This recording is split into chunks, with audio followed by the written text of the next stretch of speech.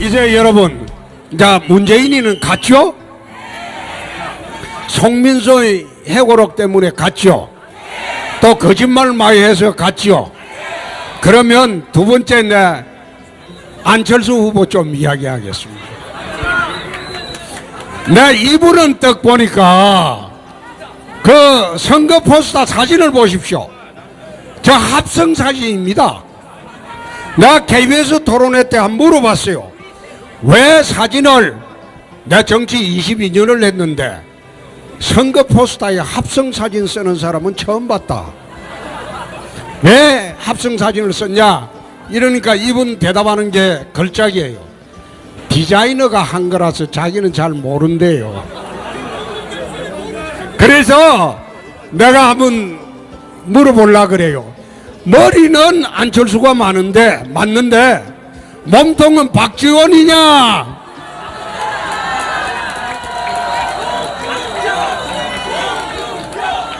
아니, 머리는 분명히 안철수가 맞아요. 그 머리만 떼놓고 그럼 몸통은 전부 박지원이냐? 이분은 박지원이의 사실상 앞에서 조종당하는 사람입니다. 네? 어제 재밌는 이야기를 박지원 대표가 했어요. 안철수가 대통령이 되면 자기가 초대 평양 대사로 간다. 그런데 이 말에 상당히 의미가 있습니다. 그냥 평양 대사가 아니고 우리 남북한 관계는 말하자면 국가 간의 국가 관계는 아니에요. 그런데 왜 초대 평양 대사라고 이야기를 하는가 하면 북한이 이야기하는 고려 연방제 통일입니다. 북한의 대남 전술 전략으로 말하는 고려 연방제 통일을 하게 되면 말하자면 박지원 씨가 북한이 원하는 대로 평양 대사로 가게 됩니다. 그러니까 대북 정책을 결정하는데 문재인 후보가 대통령이 되면 대북 정책에 대한 대한민국 대통령은 김정은이가 되는 겁니다. 그리고 두 번째 3번 후보가 대통령이 되면 대북 정책에 관한 한 박지원이가 대통령이 되는 겁니다. 사실 그렇습니다. 1번, 3번은 똑같은 당이에요. 좌파 1중대, 좌파 2중대입니다. 아마 1번, 3번 중에 누가 대통령이 되더라도 두 당은 합칩니다. 합치게 돼 있어요. 딱 합치니까 말하자면 1번을 찍거나 3번을 찍거나 좌파들은 누가 되더라도 좌파 공화국이 되니까 그건 합치게 돼 있어요. 그러면 어떻게 지금 1번, 3번이 위장전술을 하냐? 특히 3번이 위장전술을 하죠. 좌측에 다리를 반 걸치고 우측에 다리를 반을 딱 가랭이를 쫙 걸쳐가지고 지금 여기도 표좀 받고 여기도 표좀 받고 그래가지고 지금 대통령을 하려고 그래요. 이게 지난번에 TV 토론할 때 안 물어봤어요. 안철수 후보님은 좌파입니까 우파입니까? 그래 물어보니까 대답이 걸작이에요. 좌파라고 하면 보수 우파의 표가, 우파라고 하면 호남의 표가 없어집니다. 호남의 표가 제로가 됩니다. 그리고 또 좌파라고 이러면 영남의 표가 제로가 돼요. 그래 하다 보니까 퍼뜩 생각한 다음에 말하는 것이 상식파입니다. 그래. 대통령이 될 사람이 자기의 이념도 없고 자기의 생각도 없어요. 오락가락하고 갈팡질팡하고 한번 생각해보세요. 사드 배치 한다 이런 말만 했지 당론을 바꿀 수 있습니까? 만약 그 당론을 바꾸면 호남에서 표가 한 표도 안 나옵니다. 그러니까 당론을 안 바꿔요. 그냥 배치하겠다 말만 해요. 끝나고 나서 보자 이게. 옛날에 DJ가 대통령 되기 전에 어떻게 했습니까? DJP 탁 연합해가지고, 그 다음에 보수파 그 JP를 연합해가지고 색깔을 싹 빼고 난 뒤에 대통령이 됐습니다. 대통령 되고 난 뒤에 제일 먼저 뭐 했어요? 북한에 퍼주고 북한 갔다 왔어요. 마찬가지입니다. 지금 1번이나 3번이나 누가 되든 간에 똑같이 친북 좌파 정권이 탄생을 한다 이겁니다. 그거 안 되겠죠?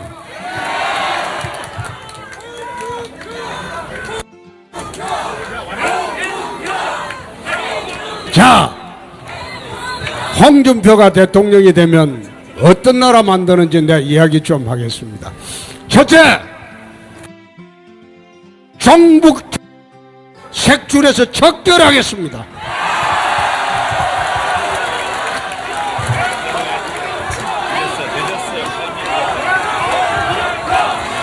어느 대통령도 종북 좌파가 겁이 나서 손을 대지 못했습니다. 그런데 홍준표가 대통령이 되면 이 나라를 혼란스럽게 하는 종북 좌파를 내 반드시 척결하겠습니다. 홍준표 대통령! 홍준표 대통령! 두 번째, 이 나라 젊은 청년들의 일자리의 절벽을 만들고 이 나라 경제를 혼란스럽게 하고 자기들의 기득권과 특권만 지키는 강성기종노조 반드시 깨부겠습니다. 예, 부수겠습니다. 홍준표 대통령! 홍준표 대통령! 이 나라가 왜 성장을 멈추었습니까? 젊은이들의 일자리가 왜 없어졌습니까? 기업들이 투자를 하지 않습니다. 중소기업도 해외로 나갑니다. 그러니까 젊은이들이 일자리가 없어지고 기업이 투자를 못하니까 사회가 혼란스럽고 서민들이 살기 어려운 얘기입니다. 왜 투자를 안 하냐? 내가 경남지사를 할 때 한 물어봤어요. 우리 하동에 갈사만에 매립을 하고 있다. 내가 어느 자동차 회사에 50만 대를 정산하는 계획이 있다. 그렇게 해서 내가 물어봤어요. 우리 하동으로 오시오. 하동으로 오면 내 50만 대 정산할 100만 평을 싸게 주겠소. 그래 협상을 했는데 2, 3일 뒤에 답이 왔는데 우리는 노조 때문에 정산을 국내에서는 안 하기로 했다. 그래서 사흘 뒤에 보니까 북경에 정산한다고 발표를 했습니다. 이게 왜 그런가 하면 어떤 자동차 회사는 지금 해외에서 생산하는 자동차가 6이라면 국내에서 생산하는 것은 4밖에 없습니다. 근데 이 회사는 손해가 없어요. 오히려 이득이에요. 해외가 노동 생산성도 높고 또 스트라이크가 없으니까 걱정이 없어요. 근데 국내에는 어느 자동차 회사 국내 평균 연봉이 1억입니다. 내 도지사 연봉하고 자동차 회사 근로자 연봉하고 똑같아요. 그렇게 하는데 매년 스트라이크입니다. 그러니까 기업에서 질릴 수밖에 없어요. 그래서 내 경영자 총협회하고 무역협회 가서 내가 그랬습니다. 내가 대통령 되면 강성기종노조 반드시 손본다.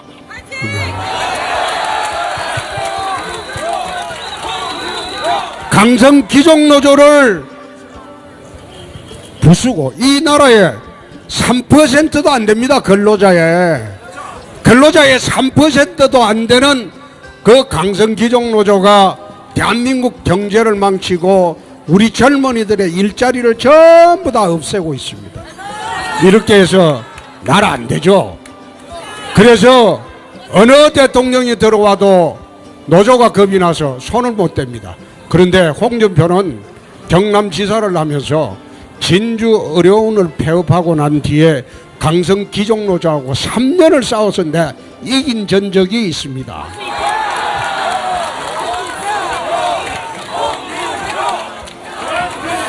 내 진주 어려운 폐업 사건 때 얼마나 힘이 들었는지 아침에 출근할 때마다 정문 앞에 노조들이 와서 지사 물러가라 퇴진하라 그것만 한 게 아니고 도청을 3,000명이 포위하고 에워싸가지고 겁을 주고 내가 그래도 눈도 깜짝 안 했습니다.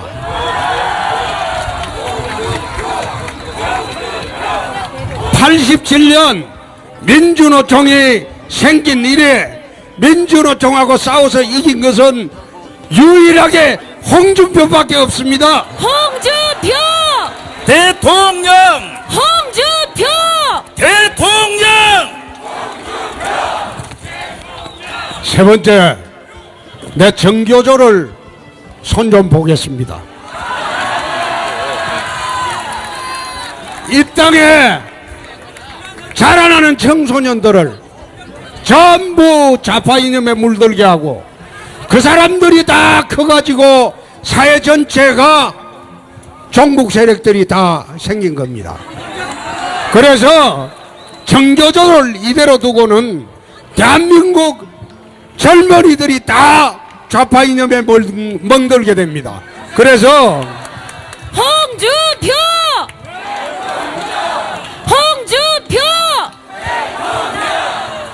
제가 대한민국 적폐 세력 3대 세력을 이야기했습니다. 첫째가 종북 좌파, 두 번째가 강성기종 노조, 세 번째가 정교조입니다. 이 세 적폐 세력을 청산하지 않고는 우리 대한민국 젊은이들의 미래도 없고 또 대한민국의 미래도 없습니다. 또 이걸 모든 대통령마다 올라오면 사회통합 이래가지고 가능하면 눈치 보고 달래려고 하고 그래 해본 게 지금 몇 년입니까? 20년입니다. 이제는 더 이상 이 세력들을 방치하고는 나라가 발전할 수 없습니다.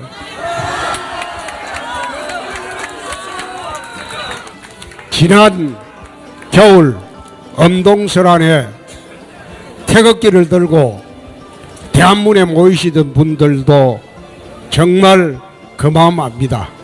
오죽했으면 그 엄동설안에 수백만 명이 전국에서 서울로 와서 집결을 했겠습니까? 사실 문제는 그 우리 태극기 부대보다 먼저 시작한 촛불 부대, 촛불 좌파들이 더 먼저 시작을 하는 바람에 우리가 어떻게 보면 정치투쟁에서는 졌습니다. 정치투쟁에서는 졌지만은 이제 5월 9일 날 이 나라를 구하는 대통령 선거에서는 홍준표가 꼭 이겨야지 이 나라가 살아납니다. 홍준표!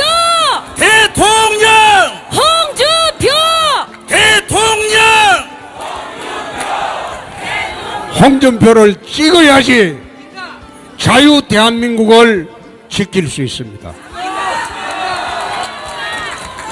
이제 우리가 탄핵 대선에서 안보 대선으로 프레임이 확 바뀌었습니다.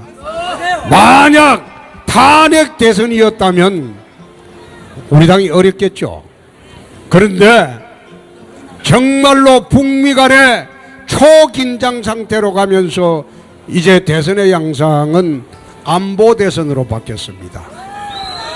대한민국 국민들이 좌파 빼고는 위기의식을 느끼고 있습니다. 제가 충청도를 가도 그렇고 경상도를 가도 그렇고 경기도를 가도 그렇습니다. 시장통에 들어가 보면 시장에 장사하시는 분들이 뛰어나와 가지고 나라가 어떻게 되려고 하나 꼭 좀 이기라.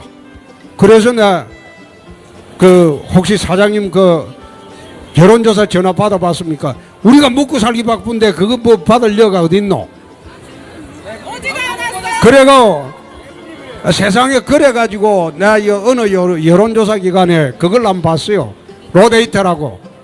그걸 보니까 27만 통 전화해서 1997명 받았다고 합니다. 4.1% 받았다고 하는데 거기에서 광적인 지지계층을 상대로 여론조사 해가지고 그것이 96%의 국민들 의사와는 무관하게 여론이라고 발표를 합니다. 그런데 빅데이터 상이라고 그 미국 대통령 선거 때 사용한 기법이 있는데 그 기법에 사용한 것을 보면 홍준표하고 안철수하고 문재인이가 박빙으로 붙어 있습니다.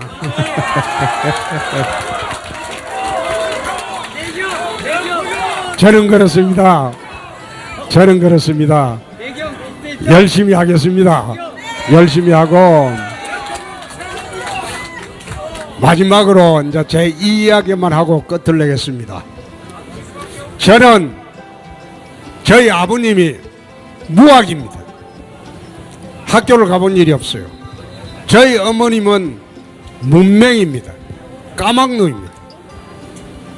39, 41살 되던 애 아들 하나 보겠다고 낳은 게 접니다.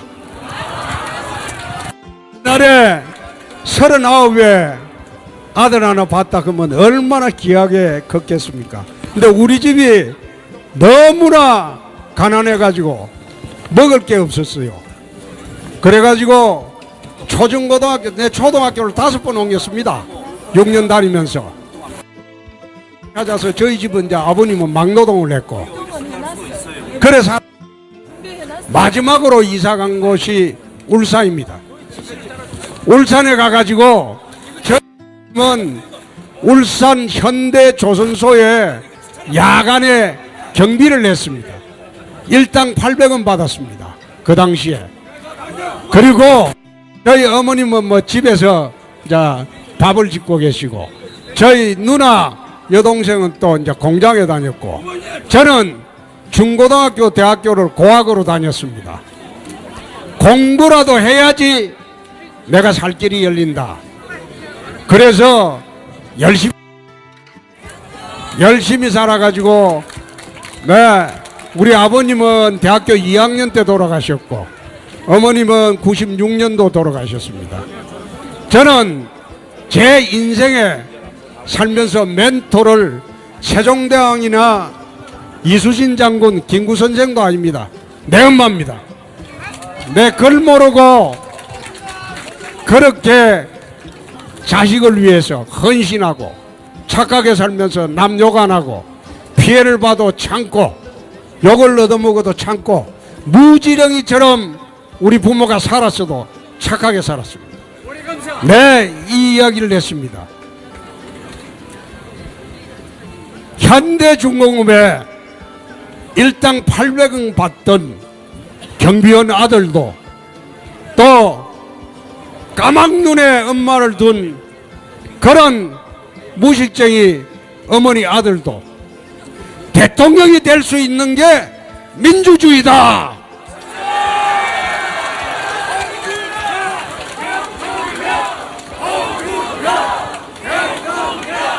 옛날이면 저는 천민이었습니다. 양민도 못 되고 천민이었습니다. 세월이 좋아서 그런 밑바닥에 먹는 날보다 굶는 날이 더 많았던 그런 세월을 보내도 이 나라는 대통령이 될 수 있는 나라가 대한민국입니다.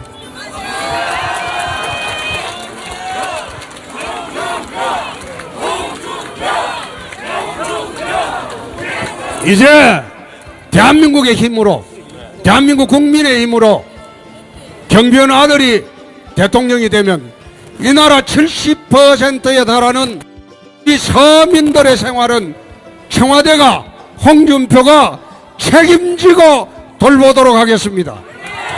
홍준표! 홍준표! 홍영!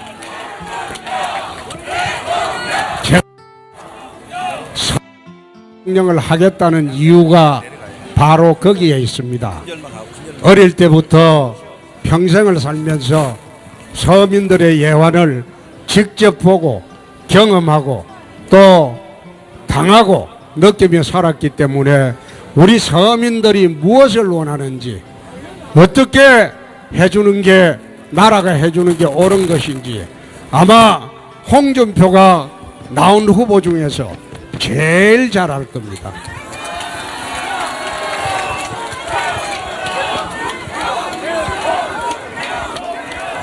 이 나라 70%를 넘어서는 서민들을 위한 서민 대통령이 되고 이 나라 5천년 국민들의 5천만 국민들의 생명과 재산을 지키는 안보 될 것을 여러분 앞에 내 맹세합니다. 홍준표! 대통령! 홍준표! 대통령! 우리 외국 시민 여러분 하나만 딱 하고 이제 합창하고 내려가입시다.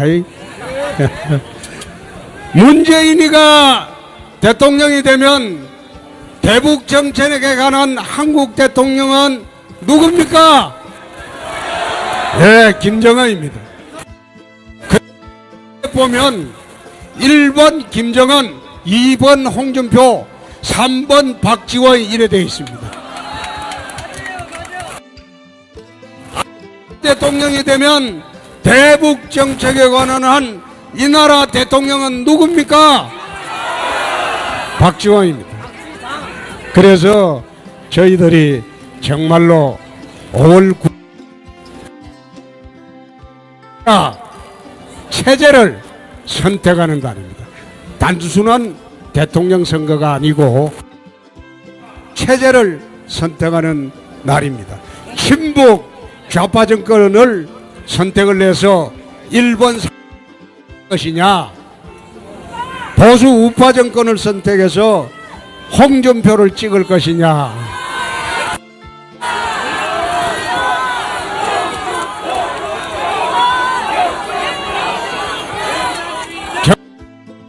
고맙습니다. 이제 전화 여론조사 오거든 좀 받으세요. 받아. 아이 이놈들이 꼭 전화를 풀로 해가지고 저거 지지하는 그것만 딱 풀로 만들어갖고 맨날 거기만 전화해가지고 뽑아서 하니까 지금 이 꼴이. 그러니까 오늘 제 이야기 듣고 수긍이 되거든 돌아가셔가지고 이웃집 그리고 앞집 옆집 그리고 아들이 있으면 어떻게 보면 제가 젊은이들의 롤 모델입니다. 아니 부모님 잘 모시고 열심히 살고 열심히 공부하고 남 해코지 안 하고 열심히 살아서 이까지 왔으면 홍준표가 젊은이들의 롤 모델 아닙니까? 그런데 이 친구들이 딴 데가 있어. 딴 데. 여러분들이 잘 좀 설득해 주시기 바랍니다. 저는 여러분들만 믿고 오늘부터 이제 5월 9일까지 5월 8일 밤 12시까지 국민들 만나러 다니겠습니다. 감사합니다. 감사합니다. 우리의 대통령 홍준표 후보에게 다시 한번 뜨거운 박수 부탁드립니다. 자, 우리 홍준표 후보께서 시민 여러분께 큰 절 올리고 있습니다.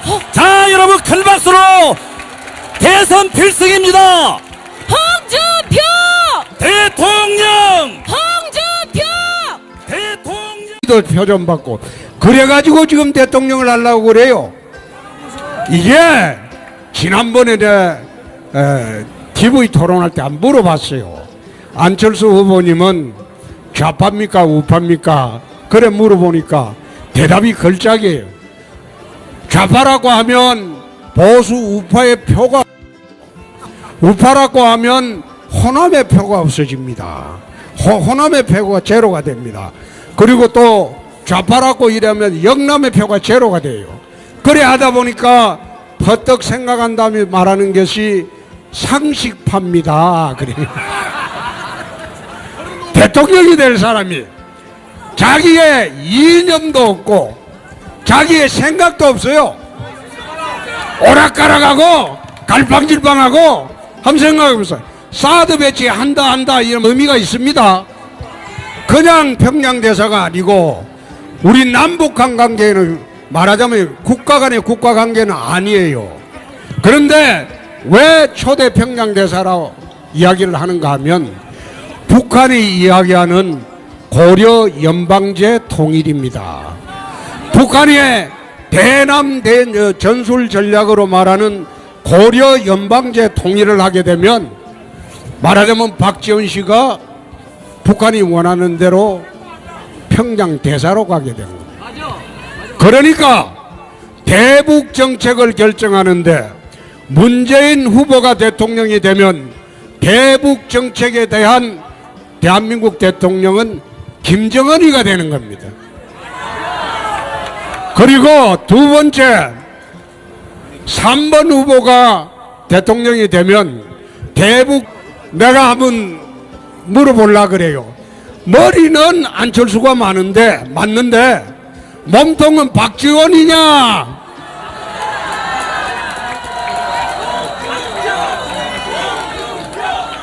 아니, 머리는 분명히 안철수가 맞아요. 그 머리만 떼놓고 그럼 몸통은 전부 박지원이냐? 이분은 박지원이의 사실상 앞에서 조종당하는 사람입니다. 네? 어제 재밌는 이야기를 박지원 대표가 했어요. 안철수가 대통령이 되면 자기가 초대 평양 대사로 간다. 그런데 이 말에 상당히 정책에 관한 한 박지원이가 대통령이 되는 겁니다. 사실 그렇습니다. 1번, 3번은 똑같은 당이에요. 네? 좌파 1중대, 좌파 2중대입니다. 아마 1번, 3번 중에 누가 대통령이 되더라도 두 당은 합칩니다. 합치게 돼 있어요. 딱 합치니까 말하자면 1번을 찍거나 3번을 찍거나 좌파들은 누가 되더라도 좌파 공화국이 되니까 그건 합치게 돼 있어요. 그러면 어떻게 지금 1번, 3번이 위장전술을 하냐? 특히 3번이 위장전술을 하죠. 좌측에 다리를 반 걸치고 우측에 다리를 반을 딱 가랭이를 쫙 걸쳐가지고 지금 여기도 표 좀 받고 여기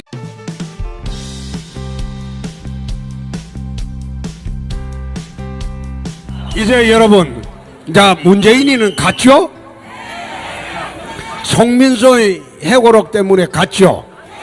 또 거짓말 많이 해서 갔죠? 그러면 두 번째 내 안철수 후보 좀 이야기하겠습니다. 내 이분은 딱 보니까 그 선거 포스터 사진을 보십시오.